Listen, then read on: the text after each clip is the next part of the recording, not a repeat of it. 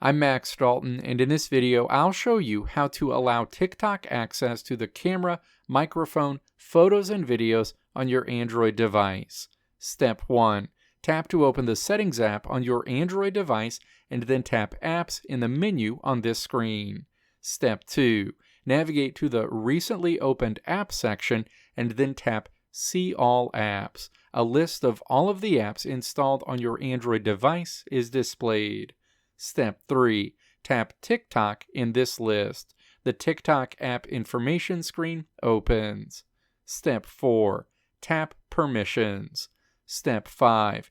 Navigate to the Not Allowed section and then tap Photos and Videos. Step 6. Tap to select Always Allow All and then tap Back. Do the exact same thing for the camera and microphone features. When you're done, you should see camera, microphone, and photos and videos in the Allowed section.